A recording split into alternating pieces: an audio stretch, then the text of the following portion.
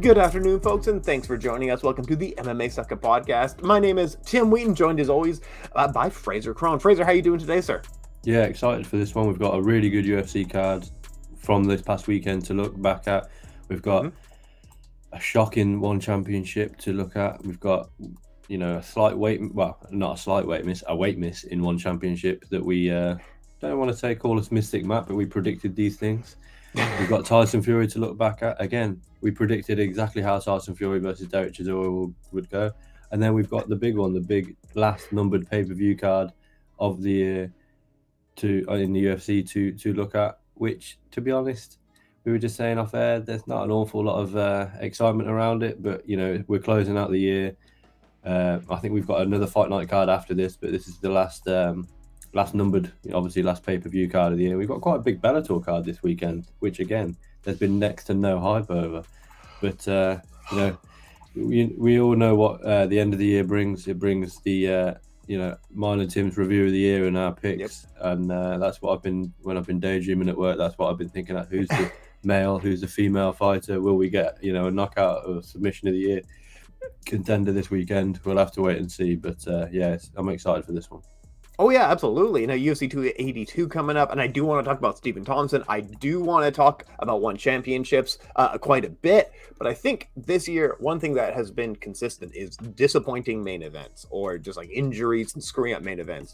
There's been constant things wrong in main events, whether we're talking about Bellator or sometimes one championship has just something, a crotch shot ruins their main event, or the UFC Apex just continuously lame at main events. So it's very fitting that the end of the year had the lamest of all lame events with Tyson Fury and Derek Chisora. It was not an exciting bout from start to finish. It was a late round called TKO of one guy clearly in a better class than the other and not putting the pedal to the metal to knock him out. I don't know. It's such a neutral move. We learned nothing from this fight. It was even watching it live. I was in a pub watching it. Nobody was watching it. I was the only guy actually looking at the TV. What was your thoughts coming out of this event? I mean, I'm with everybody else in the pub, I'm afraid. You're the anomaly there. After 3 rounds, it was, okay, this is how this is going to go. Yeah. Derek Chisora had 3 rounds to land that big shot, and he didn't. And we saw that from round 1 that he wouldn't be able to land that big shot. Is exactly how, I didn't even, I sometimes like to have a little bet on the boxing. I didn't bet on this one because I simply didn't know what Tyson was going to do, whether he was going to do what we all know he could do, put his foot down and get Derek Chisora out of there within the first 9 minutes, or whether he was going to do what he did. And he coasted. He absolutely coasted this fight. He could have finished that in the 2nd, 3rd, 4th, 5th. And I think it was not until the 10th that the ref stepped in. And, I felt for Derek Chisora because, he's a warrior. His team, awful corner work from his team. We literally saw in the UFC Kevin Holland get pulled out because he had a broken hand and he wasn't defending himself with it. That's good corner work. That's fine. That's great. Derek Chisora, that fight should have been stopped 5 rounds prior to when the referee stepped in. And I'm also a little bit disappointed in Tyson Fury. Yes. You're supposedly the best heavyweight in the world, which, on paper he is.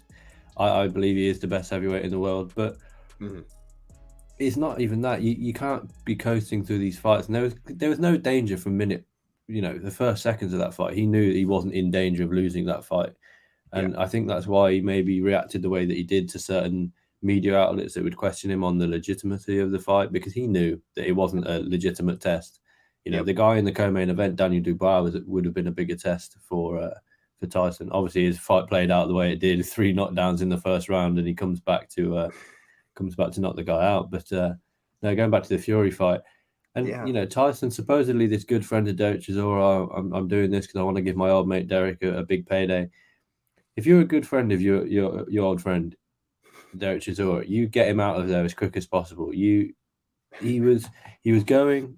And then he was taking a step back and letting Derek recover. And then he was going, and then he was taking a step back. Yeah. Which, as we know, does more damage. Prolonged blow to the head does a lot more damage than one big knockout blow. Taking it into the world of the UFC, Jose Aldo took a lot less damage in his fight with Conor McGregor than, say, Calvin Kattar took in his fight with Max Holloway. considerably less. And, we have to consider this. We have to consider what Derek Chisora's quality of life is going to be in I wouldn't say even 10 years, in 5 years' time. It's time that Derek Chisora called it a day. I want to see him retire because he's got nothing else to prove. He's never going to be a world champion. And, with Tyson, of course he called out Usyk, but then sign the contract. Like, put the contract out there. Like, I feel like everyone wants it. Let's get it done already. I think, I was listening to the Fight Disciples yesterday, and they said, look, Usyk's the one that came over to the UK. He was the one that was ringside. He was the one that got on the... If this fight doesn't happen, it's on Fury's side. Yeah. Now, we don't officially know what happened with the Fury and Joshua discussions back in sort of, whether that's sort of October, November time. We don't officially know what happened with them. But, if this fight doesn't happen, it's on Tyson Fury. And these are people in the know. These are people that were ringside for that fight. These are people that work, specifically in the boxing business. And that's the fight to make. March, April, that is the fight to make. Huge stadium show. You could have it in the UK. It's probably going to go over to Saudi Arabia because of the money. But this is the fight to make. But whether that fight does get made, this is boxing, probably not. Terence Crawford fighting this weekend. He should be fighting Errol Spence, and he's not. He's fighting David Avanesian. It's a good fight, but it's not Errol Spence, Terence Crawford. It's not the fight that we need. It's like I say, it's a good it should be competitive. David Avanesian's got scary power, but it's not the fight that we want. The fight that we want is Terence Crawford versus Errol Spence. If Tyson Fury fights Joe Joyce, it's a good fight. But it's not the fight that we want. We want him to fight Alexander Usyk. If Usyk fights somebody else, it's not the fight we need. Alexander Usyk versus Tyson Fury. Doesn't matter if not all the belts are on the line. We know that they're the two best heavyweights in the world at the moment, and we want to see them face off. Whether we will, boxing. Who knows? Who knows, man? If it hasn't happened by now, it's just such a what would be the holdup? And I think both guys know. Well, Tyson Fury knows he's a boxing guy in terms of his history. He knows the legacy with all the titles. He'd be making history. No one has done it since Lennox Lewis or something like that. It's just a very cool thing. So I feel like he knows. Anyway, let's move on a little bit. Who do you have in the England-France matchup? Mbappe is really talented. He's absolutely incredible. I think England might be in trouble here. Am I wrong? I do think it might be potentially a long night for Gareth Southgate's men, but it's very doable. I'm excited for Saturday. I'm working a different shift so I can get home in order to watch the game. I watched the Senegalese game at the weekend, and you could have skipped that one. That would have been. I feel like that was on paper. That went exactly how we thought it might. And I'm glad about that. But it's potentially a really good year for Brazil. That they're a dominant football team, and they're potentially closing out the year with plenty of champions across different weight classes in the world of combat sports. They've got the big show in January. Can you imagine the UFC going back to Brazil in January for their 283? It'll be, and with Neymar sat octagon side. I mean, with the trophy, do you think, with the World Cup trophy? I highly doubt that would be. I don't think any of those players, once they get off the pitch, will see that trophy. It will be straight back in a cabinet until it goes over to Canada, the US, and Mexico in 4 years. They're not risking. It's not going to the UFC. No, for sure. The kind of just bleed guys that we have at the UFC, I don't think they'll trust them around the World Cup trophy. But I think we've made a rod for our own back there. Man, I think the final 16 has cleaned up a lot of the weirdness that we had early on. This has been one of the most exciting and dramatic World Cups we've ever seen. That Japan goal over Germany, which is still questionable, weird stuff like this. South Korea just making it through on points, eliminating. I forget who they eliminated, but just or Uruguay. They eliminated Uruguay. This has been really fun. But once we got to the final 16, I think all the teams finally started to play as they're supposed to play. Of course, Senegal's not going to beat England. Why did we even think about that for a second? So finally, it feels like we're kind of back to normal play. I feel like Brazil needed a few games to actually figure out how they were supposed to play. They have some amazing players, and they just couldn't get a team going. Now, very clearly, they have figured out how to play the game. Yeah, for sure. And ironically, again, I don't mean to bring it back to combat sports because I love the football chat, and I'm sure me and Tim will do a spin-off football podcast soon. But like you say, the favourites are coming to the forefront now and playing how they should. And if we look at the UFC this weekend, the co-main and main event went exactly how we thought they would. Actually, the two favourites went and pretty much dominated their fights. Stephen Thompson had a rough first round, with first or second round, and then he just did what he does. Rafael dos Anjos just does Rafael dos Anjos things, with the greatest respect to Brian Barberena. It's Rafael dos Anjos. And as you alluded to in the football, they maybe needed a few fights to sort of figure out where, a few games, to figure out how their style of play. Yeah. And like these guys, they needed a few fights to figure out where they can thrive. And, Stephen Thompson even said, look, just give me strikers and I'll put on entertaining fights. And this is exactly what we said last week, isn't it? That, the guys that Stephen Thompson's lost to or struggled with, there's always a takedown threat there. Yep. Tyron Woodley obviously had the draw, then he had the loss. We have the freak knockout loss with Anthony Pettis, the Superman punch off the cage, but that can literally happen to anybody. Yeah. We had the Gilbert Burns and Bilal Muhammad, who just wrestled him for 15 minutes. You give him a stand-up guy in Kevin Holland, and my God, what a fight that was! Absolute dominant performance in the end by Stephen Thompson. But he had to come through the fire in that first round. That shot that I think maybe the shot that broke Kevin Holland's hand, that landed straight just off the forehead, off the top of the head of Stephen Thompson. Yeah, it had shades of Woodley 1 for me, where he sort of fell backwards and he almost looked frozen. But what a fight! Stephen Thompson, one of the nicest guys with one of the nastiest fight styles. I think his fight style doesn't quite match up to his personality in a way, because when he wants to be nasty in there, he can do, and he was nasty against Kevin Holland. Spinning attacks, high kicks. Stinging him to the body, stinging him along the fence line. Really good performance by Stephen Thompson. And I don't think Kevin Holland loses any stock. I don't even think he was ranked coming into this one. So it's like, it is what it is. You went 4 rounds with, arguably one of the pound for pound best strikers the UFC's ever seen. Style that not everybody is not easy to prepare for. And I think the worst thing about this fight was Kevin Holland's hair. Not sure what that was all about, but it is what it is. But Kevin Holland did a Kevin Holland with that stuff. It's to be expected. He's a cool guy. He's got some eccentric personality. But I wish that we got more of like the first 2 rounds over 4 rounds, because it's very clear Kevin Holland's flaws come out. The thing is that he's not like he doesn't have like he doesn't have strengths and weaknesses. He has super strengths and super weaknesses, and they're so blatant when he fights. I think he did. It was almost a bad idea not to wrestle. Although as a fan, we loved it. I mean, he tried though. At times, he did try to wrestle Thompson, and had some clinches going.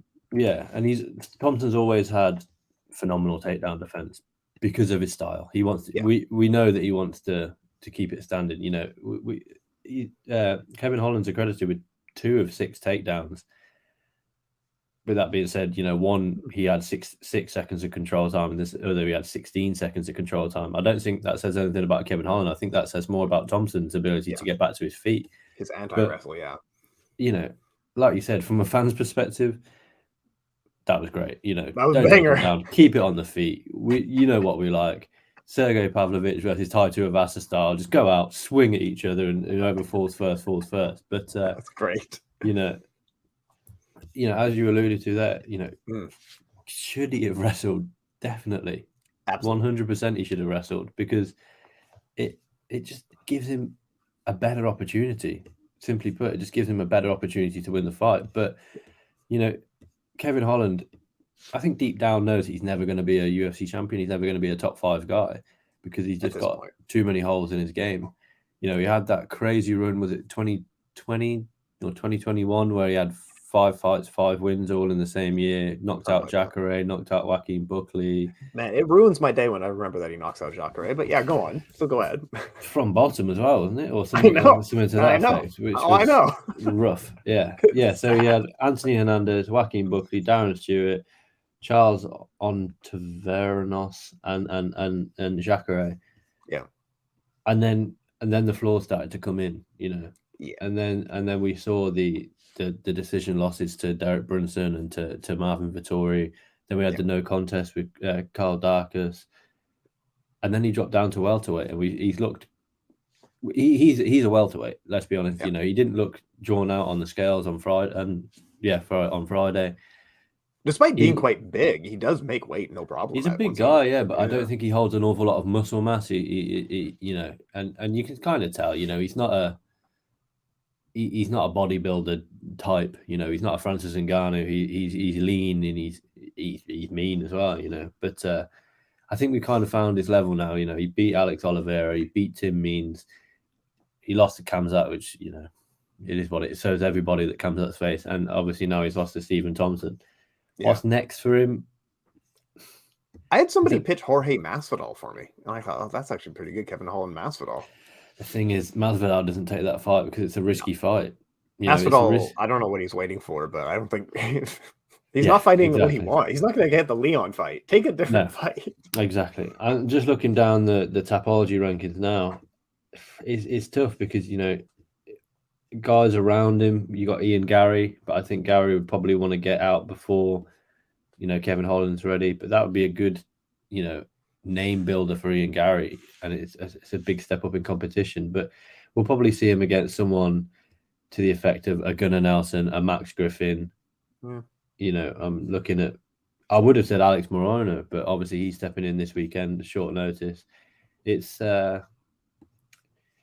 I'll always tune in for a Kevin Holland fight because he's a fun fighter to watch, and he's an exciting fight style and fun fighter to watch. What I'm sick of though is every time that he fights, the UFC saying, "Oh, this guy's got a big mouth," and they just replay the same reel over and over of him talking inside the octagon. Who cares? I know. Who cares? I could go in the octagon and talk, and I'll get knocked out. But I could go in the octagon and talk. It doesn't mean that I'm any good.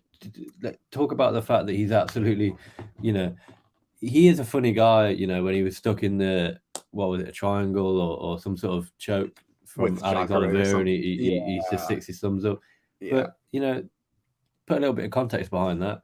He knows that there's 2 seconds left in the round. Like if he was doing that against Khamzat with 2 minutes left in the round, then it's like, well, look at this guy, he's a badass. But it is what it is. Like I say, I'll always tune in for a Kevin Holland fight, but I think he kind of knows his level now, and it's fringe top 15 exciting fights.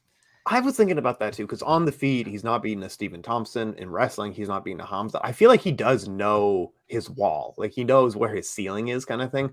And that must be a little bit debilitating because he's also been drilling wrestling for like years. He's been drilling striking for years. And then he just got beat in both department. Like it wasn't a huge deal. He got soundly outstriked in the later rounds here. I guess that must be a little bit debilitating for someone like Kevin Holland, who's happy to retire on just like BS, right? He's just like, this is kind of garbage. I'm out of here. This was his return fight. This was his comeback. But like, I do feel like I think he might be come back just mentally weaker from this because he's felt his ceiling. He's felt like, everyone in front of me beats me right now. That sucks. That must suck. And you know what? Stephen Thompson is in the exact same boat, but I don't doubt him mentally. Yeah, for sure. I think with this fight, they're almost doing Kevin Holland a favor. Absolutely. They were. Thank you for stepping in on short notice against Khamzat and pretty much saving that card between yourself, Nate Diaz, Tony, Li Jingliang, and D-Rod. Like you say, thank you for doing that. Here's a main event slot against someone who is favorable on paper, a favorable matchup for you, a striker who's not going to look to take you down. Yep. It didn't play out, but like I say, I will always tune in for a Kevin Holland fight because not only does he does speak well when he's in the octagon and he's got a fun style. And I really enjoyed this week seeing him and Stephen Thompson sat down having an interview together, playing a little game together. You don't have to hate the guy that you're going in there against. Yeah. Evidently, Stephen Thompson battered Kevin Holland and he's one of the nicest guys on the planet. It's ridiculous.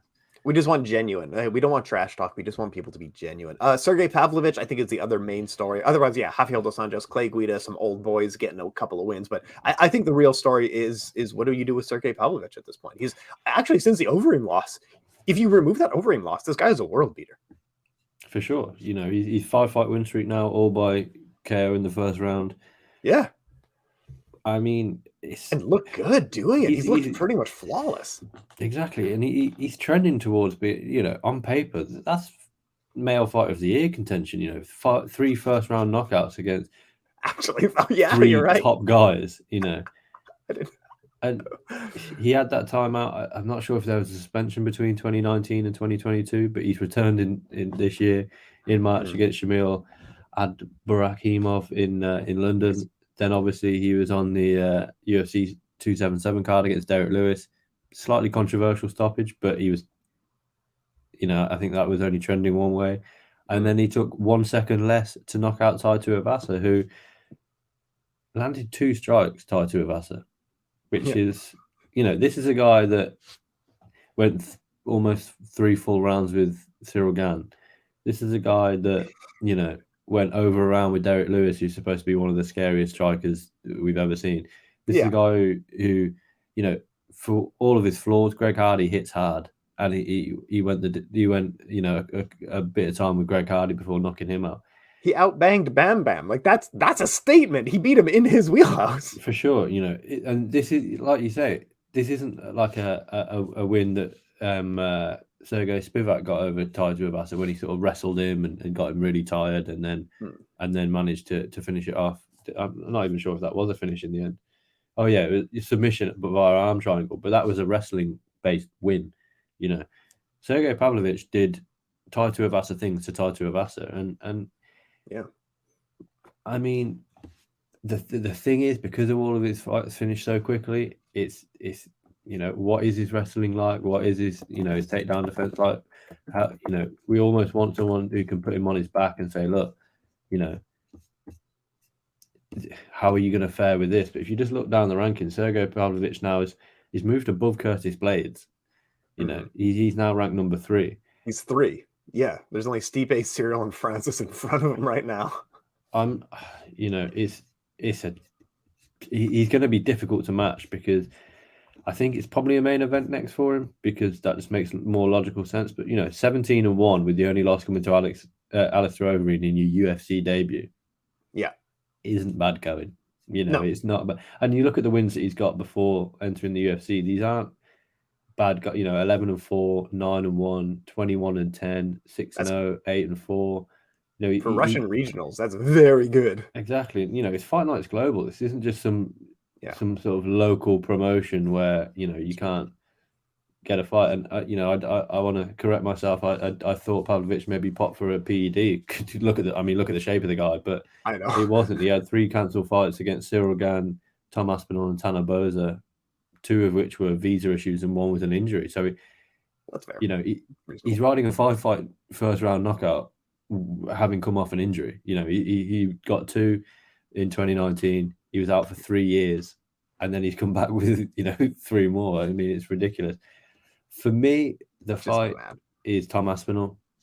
I mean, you know, Aspinall needs to get back in that top 5, top 10 sort of, you know, wheelhouse. Alexander Volkov ranked number 8, and he dominated Alexander Volkov. Derek Lewis, unfortunately, is unreliable. You know, he's lost, I think, 2 of his last 3, and he pulled out of the fight last week against Sergey Spivak, a couple of weeks ago, against Sergey Spivak. It's a risk to put him in the main event.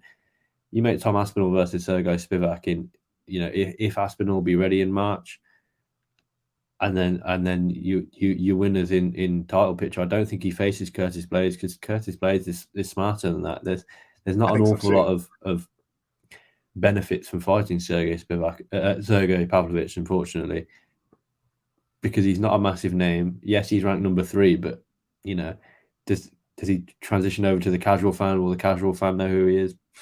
Definitely not. But he's so dangerous. You know, 5 first-round KOs in a row. You know, what's the upside to fighting him? You probably move up 1 above him in the rankings. Is it worth it? Probably not.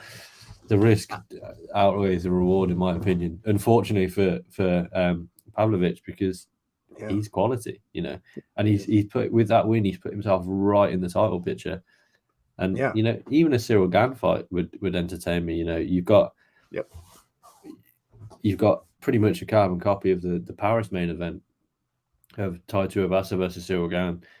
Silverground just swap title with Vassar out and put Sergey Pavlovich in there, and you've got a banger who wants to come and try and knock you out against, an absolute sniper of a point fighter in Silverground, who clearly has got knockout powers, we saw against Ty. So, Aspinall or Gan next for me. And yeah, I agree. That's the only really other talking point. Jack Hermansson lost to that crazy calf. That was that was so cool. The calf slicer. I didn't like seeing that. I didn't want to see that. Even though it was absolutely phenomenal. But when we were watching it, I was like, jeez, tap out, man. Just tap out. Like, oh god, I could see his knee. And Jack Hermansson's not exactly, he hasn't got the best poker face in the world. But that's a huge step back for Jack Hermansson to lose to an unranked guy on short notice. But fair play to Roman Dolozzi. He's 12-1 now. Four fight winning streak, 3 finishes in a row against Carl Darkus, Philip Hawes, and Jack Hermansson. These aren't. He's a good guy. He's coming out in 2023. Like, that's going to be his year. In theory, should be. I mean, he's gone straight in at the rankings at number 8. Good job. Well done. Not ranked to 8. Good job. Also, it was a really cool submission because, like, we didn't actually see what he was working on because he did it with his feet so slickly. Of like, I don't know what he's doing, and then you saw it. And I'm like, oh god, it's too late. I mean, he's just looked really good. His grappling exchanges looked really good. Even from his sweeps to throughout the entire. And taking into account, he only took this fight on a few. Was it 2 or 3 weeks' notice? Like something like that. Yeah. And it's not like he was preparing for a fight, so he could prepare specifically for Jack Hermansson. But Jack Hermansson did what he probably would have looked to do against Dolozzi had he had a full camp for Dolozzi, and yet Roman just still did what he did. I don't care what you're going to do. I'm going to do what I'm going to do. I'm going to sweep you. I'm going to put you in a calf slice. I'm going to TKO you. Yeah. Horrible finish. Visually a horrible finish. Yeah. With my analyst cap on, what a finish. What a finish. I don't want to see that. It made me feel sick. It's just like...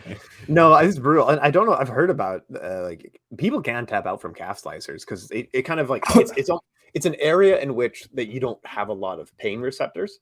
So a lot of guys can fight through it, but there's a lot of damage being done. You're just not feeling it. And that's worse, I imagine. Yeah. Like I said, I almost don't want to see that. It's nasty. But we'll move on to one championship this weekend. Actually had some marquee. Anatoly Malkin kept his undefeated record, knocking out Rainier to Ritter to earn the light heavyweight champion. Cade Ruotolo, I mean, he's a grappling phenom. 19 years old, the youngest to ever win ADCC. Of course, he's going to beat up Mateus Gabriel and BJJ. It was just a foregone conclusion. Roberto Soldic, I mean, it's fine. It was a cross shot to finish it. It reminded me of Matt Mitrione and was it Karatanov when he just runs across the octagon, kicks him in the nuts, and then it's done. It's just like, is this guy free KSW champion, free agent? Is he going to come to Bellator? Is he going to go to the UFC? Is he going to go PFL? He's gone one championship. Right, lots of eyes on one what are we doing? I know. It just couldn't have gone much worse for one championship there, but hopefully they'll run that one back.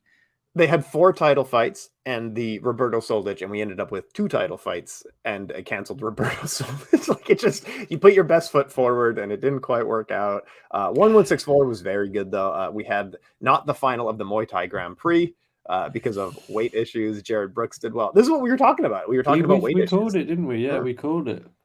These guys made weight and didn't make the hydration, and then both of them just said, yeah, fine, whatever. Like, I'll just take the pay cut. I don't care. I'm not doing this. Exactly. Even like Jackie Bunton, she made weight, didn't make the hydration. She ended up making hydration, but she was then 5 pounds over. So she took a pay cut. But like at different times, she made hydration and weight. It's a very hard thing to do. And I feel like, you know what? Honestly, I feel like it's the strikers, the Muay Thai and kickboxers, because MMA guys really do cut weight well. But anyway, please go ahead.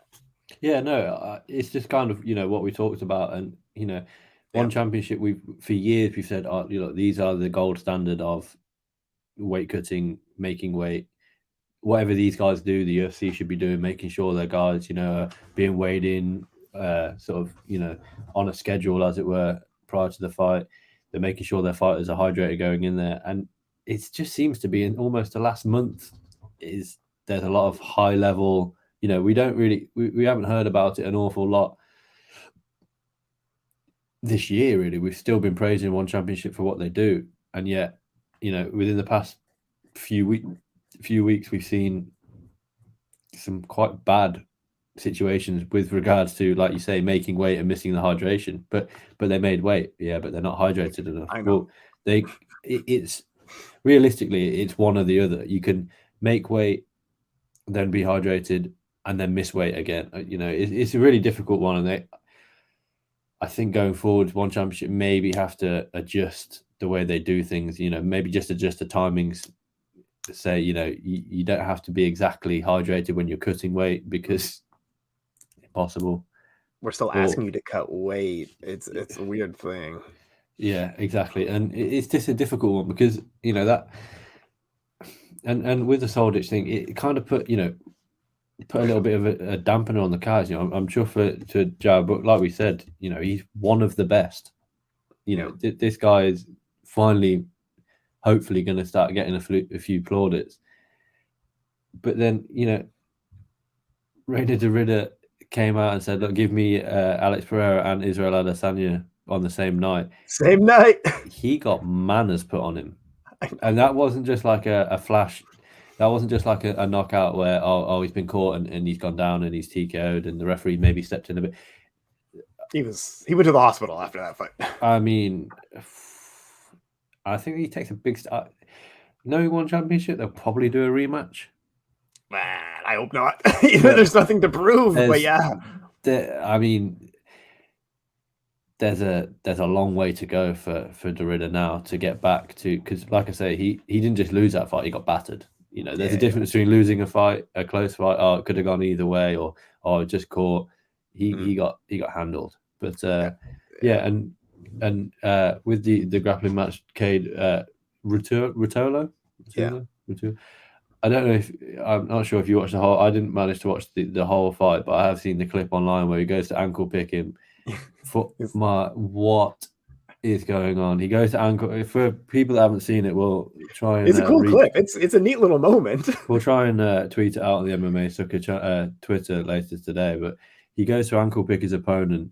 His opponent reacts to it, and as he sort of, I'm not even sure if he touches the ankle or he just fakes the ankle. He kind of pulls him towards him, and then suplexes him to the floor. It's a thing of beauty. If you appreciate grappling and appreciate takedowns, to even think about doing that, you've almost successfully completed the ankle pick. Just go through with it. And he's like, no, I'll just switch to it. It's hard enough to get some of these guys down anyway, but then to almost land, to almost go 90% on a takedown and then bail out and go for an even better takedown. It's just phenomenal to watch. Like I say, I'll try and find the clip and tweet it out on the MMA Sucka Twitter later, because it's just a thing of beauty to watch. No, Cade Ruotolo is one of those like phenom prodigies that we are kind of lucky to be watching. And I come from such a key background that I don't sometimes I overlook a lot of the grappling. But Cade Ruotolo is amazing. Like I said, 19 years old. He's the youngest ADCC champion in history, and he won it this year. Like this guy went from not ranked, being a child, to winning ADCC in 2 years. And it's and with a story like that, he gets people interested in grappling, which a lot of people aren't. Me and you are guilty of. We literally said it today. Yes. Stephen Thompson versus Kevin Holland. Stand up, bang with each other. Just bang with each other. We're guilty of it, but he's getting people interested in grappling. Yes, and because of this guy, he's not a Gordon Ryan, muscles on muscles, Andre Galvao or something like that. Exactly. Yeah, and he is a smaller guy who is a young guy who's clearly got a huge career ahead of him. At 19, he could have another 3 or 4 years in the grappling world, then transition into mixed martial arts. Good. Which I wouldn't be surprised to see him do. You don't fight on a one championship card in an octagon if you haven't got some future aspirations. In my opinion, who knows? But at 19, he's got the whole world ahead of him. So and he's getting people excited in grappling, and one championship, nailing their colour to the mast with Cade by sort of signing him to this grappling contract. And I think they're laughing really in the future. They've got a future star on their hands. I think so too. I think this was a great investment. Both of the twin brothers are in there. God, they were born in like 2003. Every time I read it, I'm like, oh man, I screwed up my life. Doesn't make me Doesn't make me feel great, to be honest. 2003. 1164. Jared Brooks got it done. We knew. Team Lakai kicks so deep, and like you can see it in this fight. It's clearly they were a wushu gym before, which is like an offshoot of Sanda, which is an offshoot of Kung Fu. You guys didn't adjust your kicking for MMA, so you're gonna get taken down every single time, and you fight a wrestler. Exactly. Yeah. We alluded to it last week on the when we sort of broke it down in sort of roughly broke it down. Jared Brooks is really good. He's really good. And really unappreciated in the world of mixed martial arts because he doesn't fight for the UFC, because he doesn't fight for Bellator, because PFL don't really concentrate on the lower weight classes that Brooks is in. That's the thing about going over to one championship is there are bags full of these lower weight class guys, and Jared Brooks at the moment is king of the flyweights, and rightfully so, because like we say, he's really good, and I think now hopefully people will start putting a little bit more respect on his name and not maybe ignoring the fact that he did knock himself out. I know. You can't mention Jared Brooks without saying that, but like I say, hopefully people will start appreciating him for his MMA ability, because he, like I say, he is really good. And in the UFC, he was fighting up a weight. Like it's supposed to be like equal that he's fighting in straw weight in both, but realistically, he's 115 pounds because he's 5'3", whereas someone like Brandon Moreno was 5'7" or something like that. So he's actually, the UFC doesn't actually have his weight class because he is so small. And when I was chatting with him one day, I was like, he had his dogs with him, and I was like,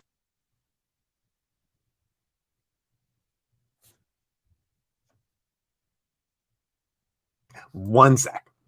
No, we're back. We're back. It's all good. Yeah, I was like, I know how much I weigh. I know how much you weigh. Do the dogs weigh more than us? And he was like,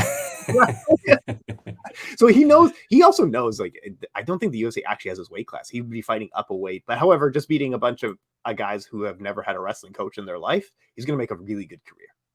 He's going to make a lot of money doing it as well. This guy he's headlining huge events in.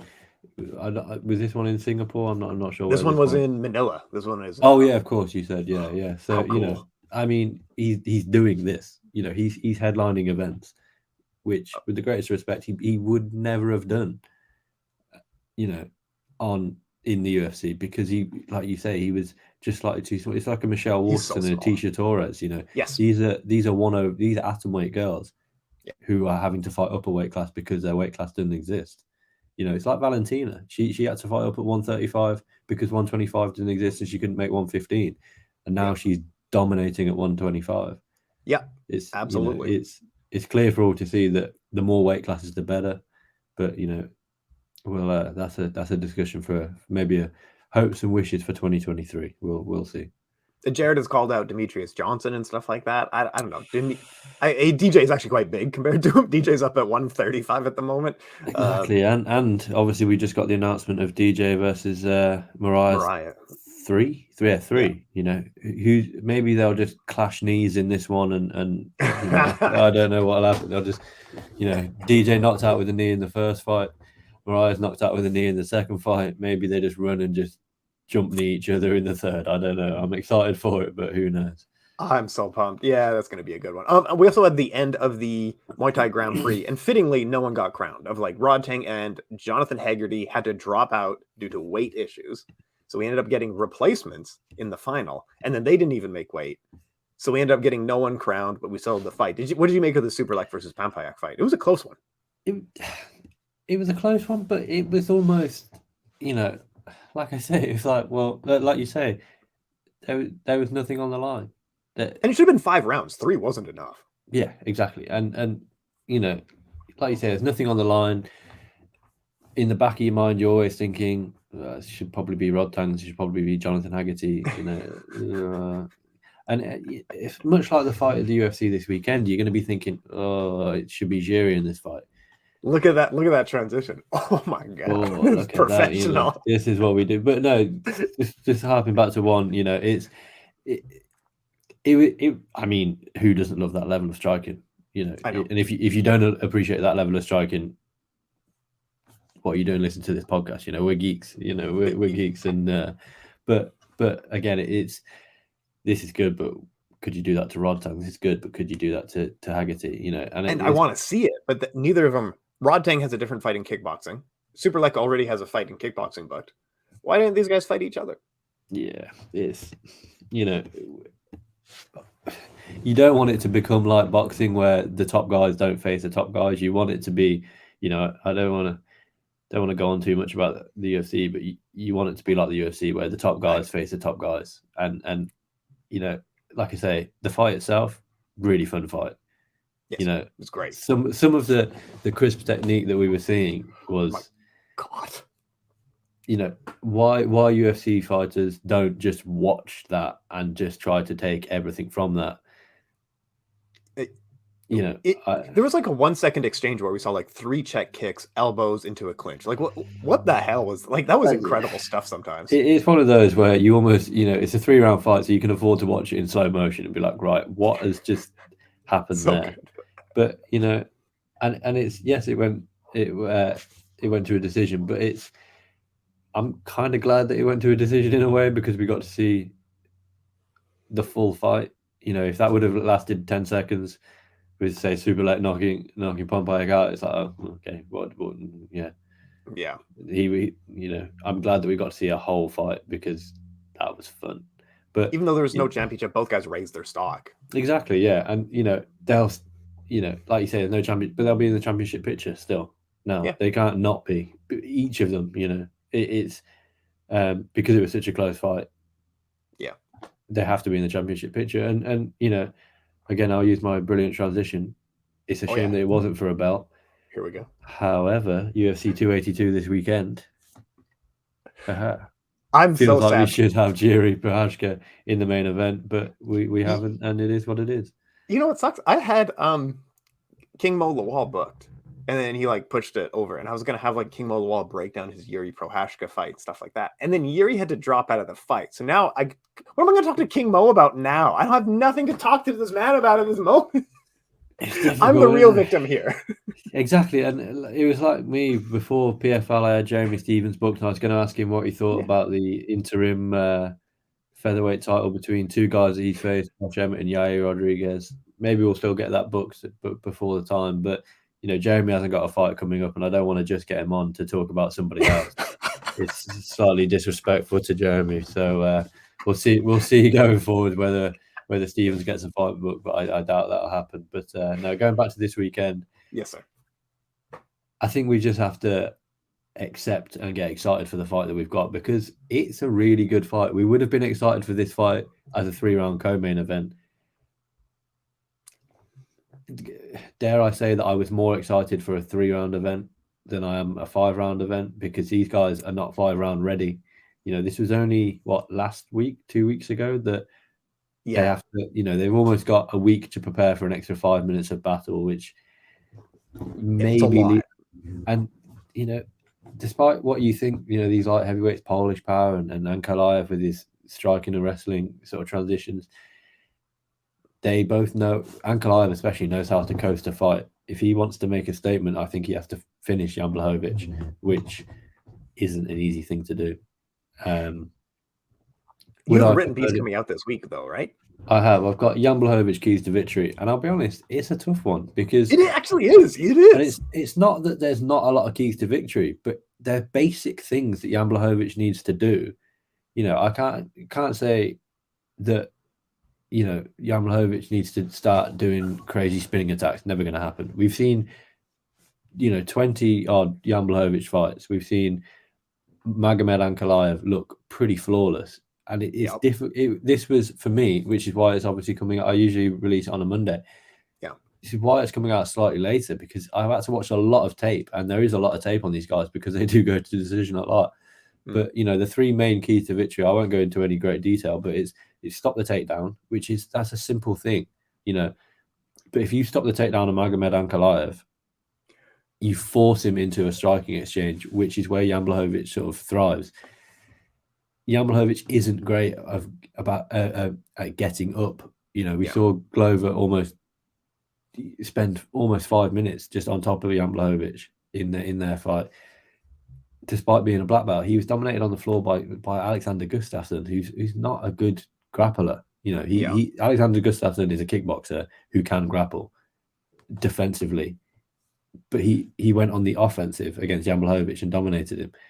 Ankalaev only lands 33% of his takedowns, but when he does land them, he stays there, he keeps a position, and he dominates in that position. The second key to victory is to try and catch the kicks of Ankalaev and counter off them. We know Jan Błachowicz is one of the best checkers of leg kicks. I think it's an underrated skill of his. But he's got to catch the kicks of Ankalaev and look to counter. No one is looking to counter Ankalaev because he's got so much power. But Anthony Smith, I think it was at the beginning of the second round of their fight, was able to actually catch a kick of Ankalaev and sort of almost push him off balance. Now, that's something that Jan Błachowicz, in my opinion, needs to do just to offset Ankalaev.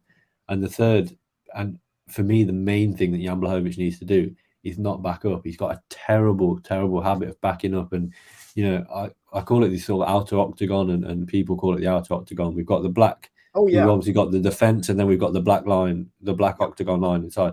Jan Błachowicz spends the majority of his fights behind that line, in between that line and the octagon fence. He cannot do that against Ankalaev because it gives Ankalaev the opportunity then to either strike or look to clinch and take him down. He gives Ankalaev too many options. If he meets Ankalaev in the middle, Ankalaev very rarely lands a takedown like a traditional wrestling takedown. It's very much a clinch, sort of Dagestani takedown, as it were, where he gets him against the fence, gets his opponents against the fence, works trips, works on the takedown. If Jan Błachowicz just limits that, if Jan Błachowicz just doesn't allow that to happen, if he doesn't put his back against the fence, he's got a much, you know, Magomed Ankalaev can only strike with him, really. But unfortunately for Błachowicz, there's so much tape on him gladly giving up space and gladly backing up. Yeah. So he needs to either, you know, and I've got a couple of clips in the article of when he's found himself backed up when he doesn't want to be, against Jimmy Manuwa, who, you know, is a ferocious striker, against Israel Adesanya, who is maybe not carry the power that Jimmy Manuwa did, but you know, can keep you along the fence line and pick away at you. And two ways that Jan Błachowicz looked to get off the fence line, which is, I think, going to be vital for him. But there's also a clip in there of when he fought Glover Teixeira. He backed up from one side of the octagon all the way to the other side of the octagon, just gladly backed up into that. And you cannot do that, especially against someone of Magomed Ankalaev, because we saw against Thiago Santos, and when he fought somebody else, I'll just double check who it was that he fought. Oh, Volkan Ozdemir. Yeah. He can just, especially against Thiago Santos, he kept Thiago Santos in that outer octagon for almost 4 minutes of the fourth round. You can't do that in a title fight because that's one round gone. You've only got 4 rounds then. Yeah. Unfortunately, I think that's what we might see happen this weekend, because, you know, these guys are taking the fight on short notice. They're not going to have a 5-round gas tank. They can go 5 rounds because they're both phenomenal athletes, but they won't. They can't. They wouldn't. They're not in as good shape for this fight as they would be if they are scheduled for 3 months, 4 months. You know. Yeah. And it's a difficult one, but I mean, I'm excited for it, and I think, you know, Jan's got the equalizer, the power. He's got the experience in championship fights over Magomed Ankalaev, but Ankalaev is good. You know, we've seen him lose 1 second of his UFC career, of his entire career, against Paul Craig. Paul Craig. So it's a difficult one. Well, and here's the thing of, like, those are the keys to victory. Is he going to do it? Can he do all that? Who knows? Yeah. It's difficult because we know how good Jan Błachowicz is. You know, he's a former champion for a reason. With that being said, you know, Ankalaev,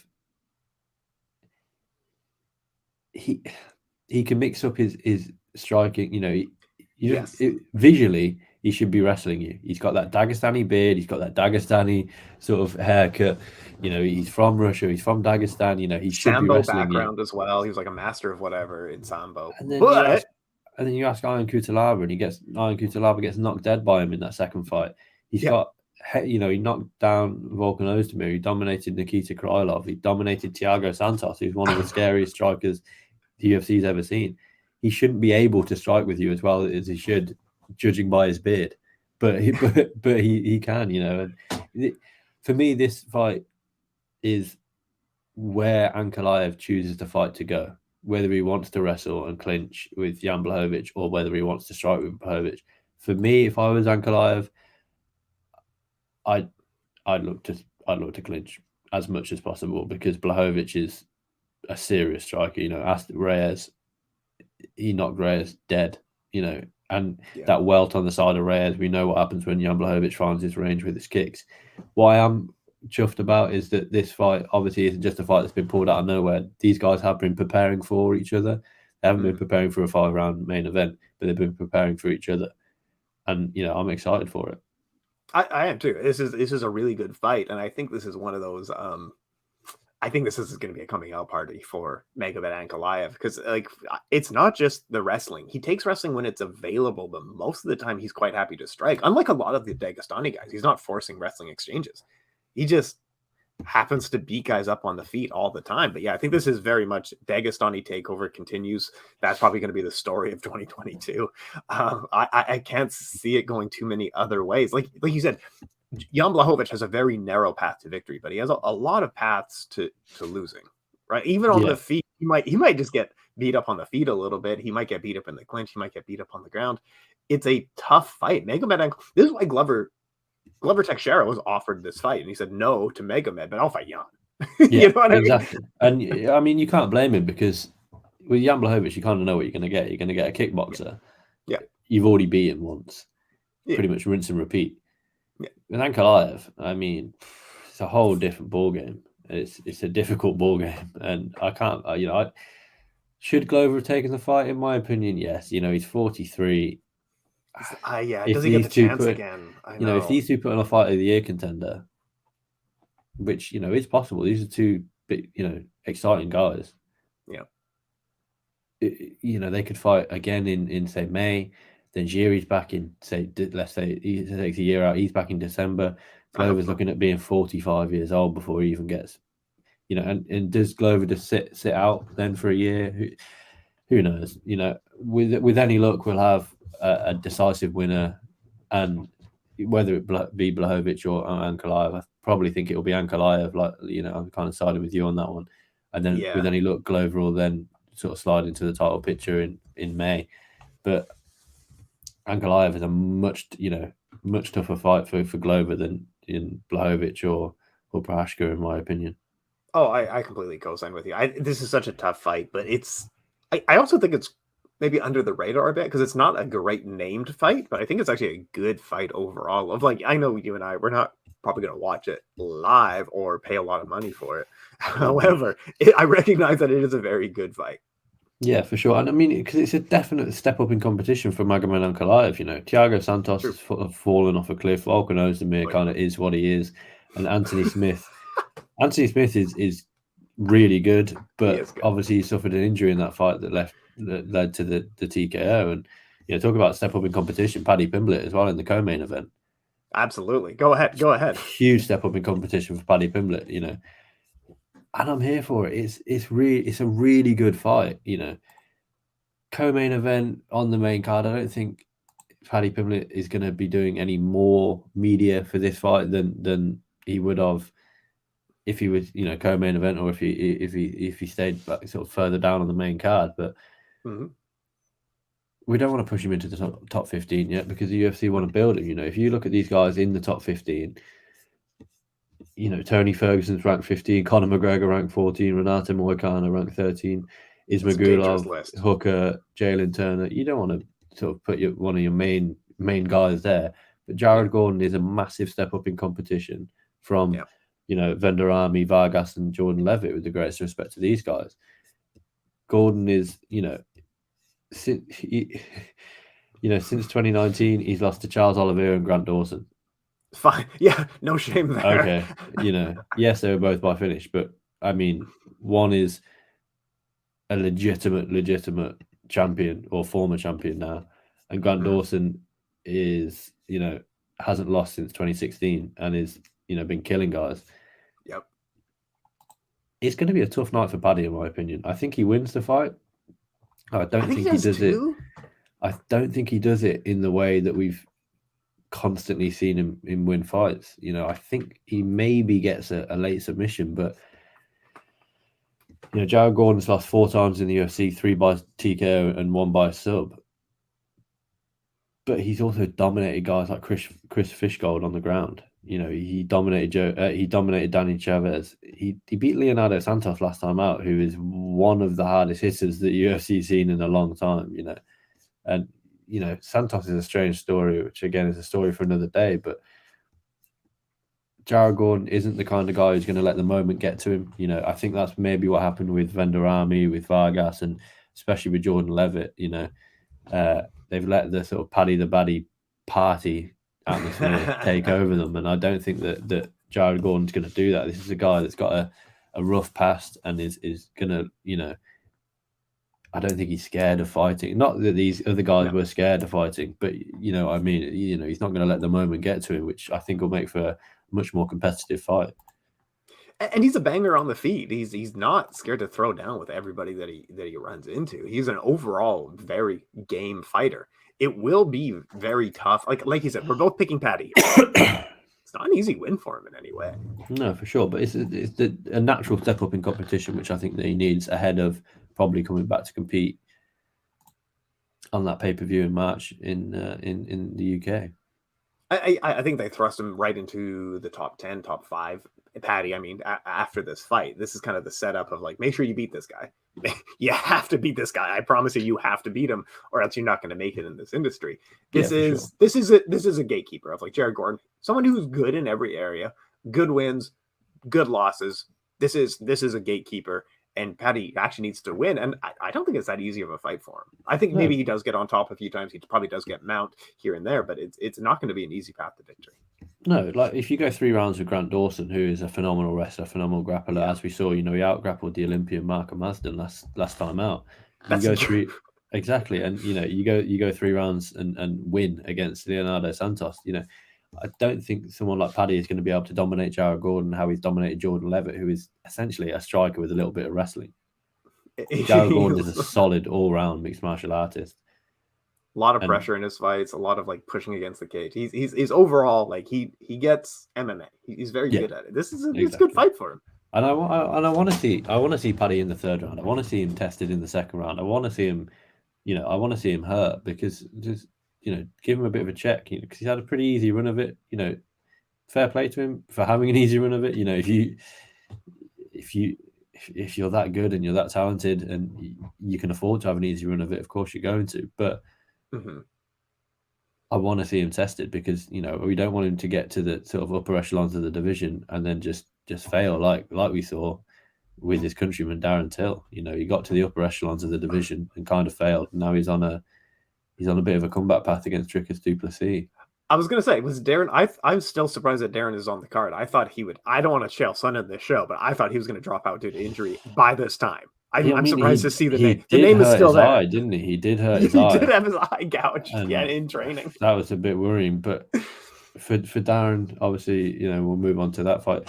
I'm a little bit disappointed that he's been bumped up to the main card, because I want to see Darren go right under the radar this week. I want to just see him as just another fighter on the card. I don't want to see him doing too much media. I just want to see him focused on Dricus du Plessis, because I think sometimes that's where Darren Till's failed. And, he is, 1 of 4 in his last 5 fights.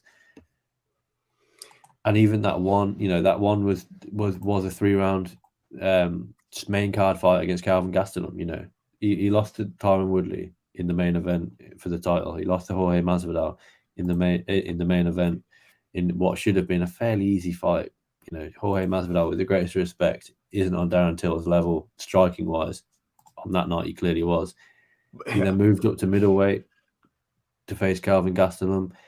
Had to come into New York late. A bit of a stressful week, and he got it done via split decision. He then lost to Robert Whittaker pretty decisively. But it was a close fight. But I think Whittaker won that pretty. I wasn't too mad about the decision. He then had 4 cancelled fights. Then he fights Derek Brunson. He looked fleshy in that fight. He looked bad, to be honest. And yes, he was suffering with injuries and whatnot in that fight. He was then supposed to be co-main event in London in July. had to pull out of that fight. Now he's taken a bit of a step down in competition, in my opinion, to fight Dricus du Plessis, but it's a step down in competition as far as experience is concerned in the UFC. But I mean, this guy's 3-0 in the UFC with 2 finishes, and that last fight against Brad Tavares, he put manners on Brad Tavares. And if Brad Tavares wasn't so thick-chinned and thick-scored, he would have probably got him out of there. This is not an easy fight for Till, and it's an exciting one. I think you're saying, like, I just want him to be Darren Till to be another fight on the card. I think he's going to show up this week with Khamzat, and they're going to be the center of the media show for the press conference and the weigh-ins and all that other stuff. I think this is going to be a Till show. I think he's going to be very distracted going into this fight. Exactly. And I mean, I've written a piece that will come out later on in the week about Darren Till looking for redemption. And I even commented on the piece. I'll have to rewrite it now. And just said on the piece, look, it's good that Darren Till is on the prelims. He is just another fight on the prelims. You know, no disrespect to any of the fighters on the prelims, but no one's going to be scrapping around for an interview with, you know, Eric Silva or TJ Brown or Daniel De Silva and Vinicius Salvador. With greatest respect to those guys, that's what I want for Darren Till. But unfortunately, no, you know, I completely co-sign with what you're saying. He's not going to be able to fly under the radar if he walks around with these smash bros and Khamzat Chimaev going to be picking a fight with every single person at the UFC just for the sake of it. But luckily for Darren Till, there are plenty of talking points. You know, you've got the late notice main event. You've got Paddy the Baddy on the card, who is a media darling. You know, yes. You've got the 2 undefeated guys in Bryce Mitchell and Ilia Topuria, who that's a banger of a fight that's going under the radar. And you know, you've also got the backstory between Topuria and Paddy Pimblett, who, if there is a press conference, you know, I haven't heard about. I'm assuming there will be this week. Mm-hmm. And they put Topuria and Paddy Pimblett, they're going to be focused on each other. You know, Topuria is going to be focused on Paddy, and Paddy's going to be focused on Topuria. You've got the debut of Raul Rosa Jr., you know, the 17, 18-year-old lad that's, you know, making his UFC debut on this card. You've got Edmund Shabazian, who's looking for a comeback. You know, he's obviously one of the hottest prospects in the UFC when he knocked out Brad Tavares, finished Jack Marshman, you know, at 21, I think he was when he joined the UFC. He's 25 now, and he's 0-3 in his last 4. He's 0-3 in his last 3. Derek Brunson, Jack Manston, and Nasruddin Imanov. Mm-hmm. But he's looking for redemption now. You know, you've got plenty of cancelled fights. You know, Santiago Ponzinibbio and Robbie Lawler. Does that kind of put a little bit more pressure on someone like Darren Till to step up in the main event, on the main card? Sorry, I'm not sure if it does. But I think what's important is, like I say, there are plenty more talking points. Paddy Pimblett being on this card for Darren Till is crucial, because a lot of media attention will be on Paddy Pimblett, as it always is whenever Paddy fights. And hopefully that means that Darren Till can drift slightly under the radar. Whether he will, you know, to be honest, I forgot that it would kind of be the Khamzat show, as it were. Yeah, with Darren Till. And interestingly for Darren, I don't know who's going to be in his corner. It will obviously be Khamzat if he's there, but whether it will be Colin Heron, I know that he's been out in Thailand. He hasn't trained at Team Carbon at all. You know, it's usually Colin Heron, Mike Grundy, and Terry Etim.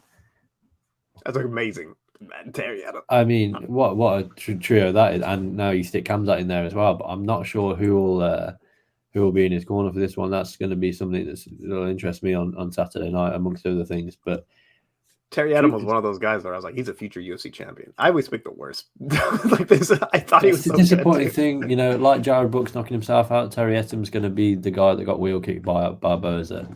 Outside of that, he was phenomenal. He really was. He was on a great trajectory. They were really picking him to like go. No, he's just on he's on one of the UK UFC guys. Like, Terry Etim from the UK, and then he gets.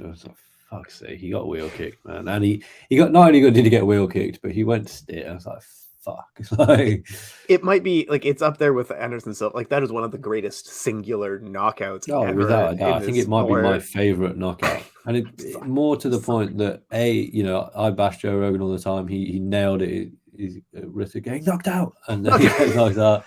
And you know, with Barboza, he spun the wheel kick and landed exactly where he should have, and just he was quite literally watching Terry Etim fall. But Sorry, Yeah. we get sidetracked on Terry Adam talk every show. Every show, it's the same thing difficult. with it. But yeah, But UFC 282, I feel like is dangerous.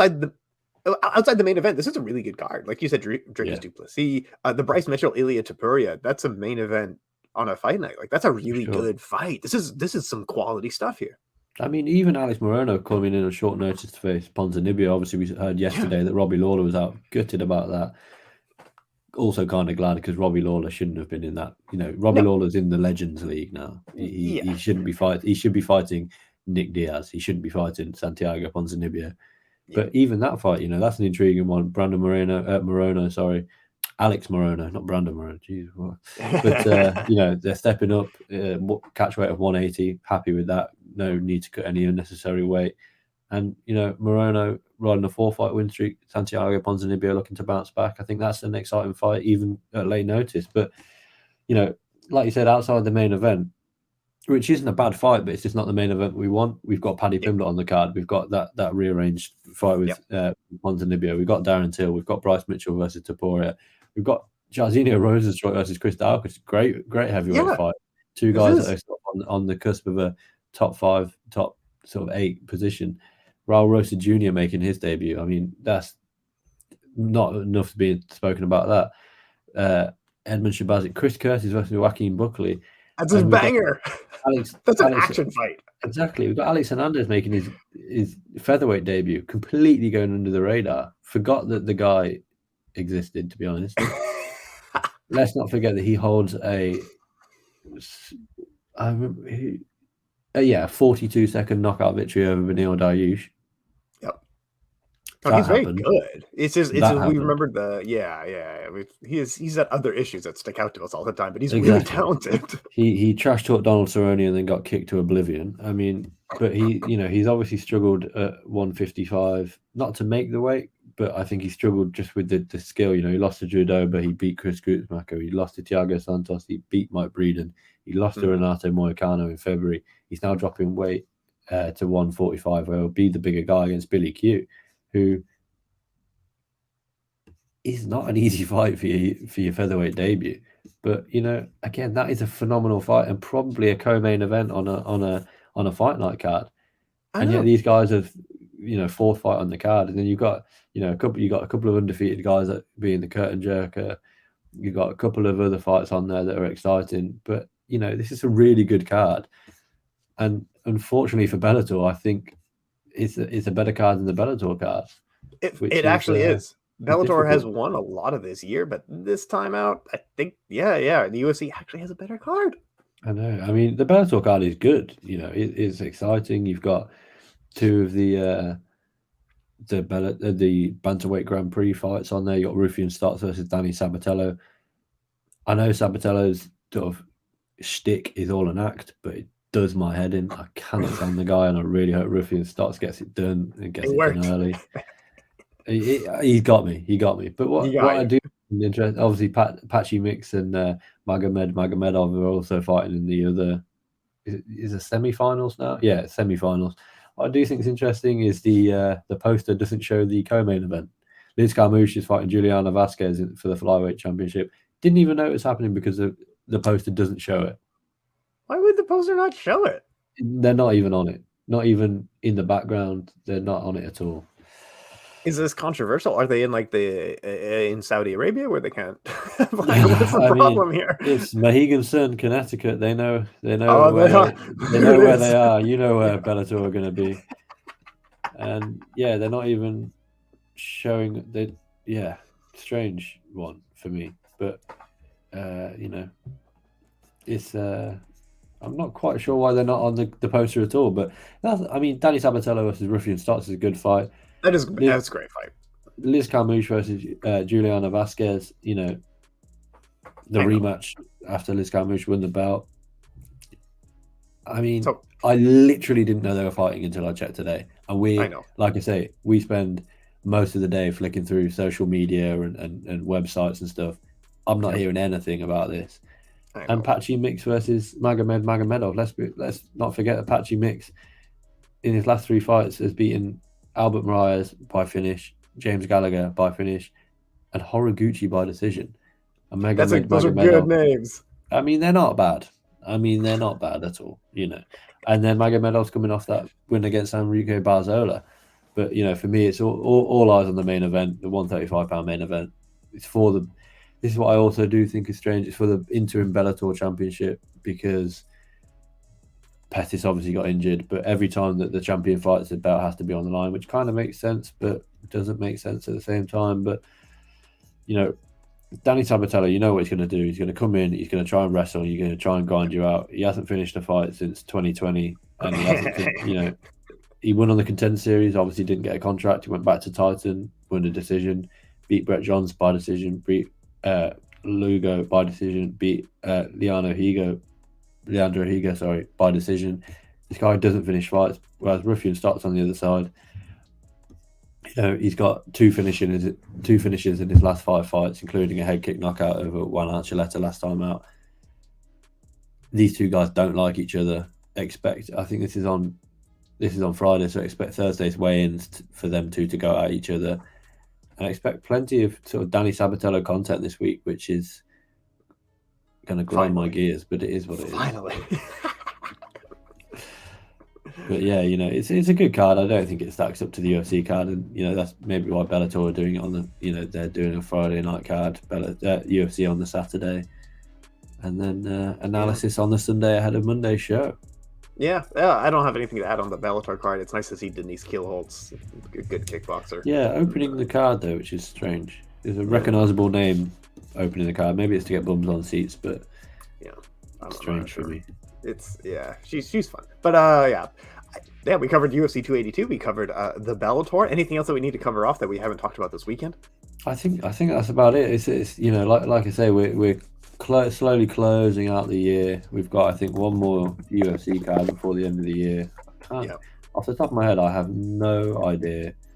Cannonier versus Strickland. That's why that's why we keep forgetting about it. And on that, just looking at the card now, next week will be mostly post-fight analysis. There's not an awful lot to preview. And then Jared Cannonier versus Sean Strickland is the main event. Julian Erosa versus Alex Caceres, maybe the co-main event. Kind of tells you everything you need to know. So it'll be mostly analysis next week, and then we'll look at jumping straight into, you know, our end of year review, end of year picks, knockout of the year, submission of the year. That's one of my favorite shows of the year that we did last year, and I'm excited to jump into it again because a lot of things we do agree on, but you know, you enjoy a calf slicer with someone getting pounded out. It was one of the worst things I've ever seen. So it is what it is. All right, links will be down below for all of our authorships and social medias and all that. Frazer, thank you so much for your time, sir. Thank you, mate. Take it easy.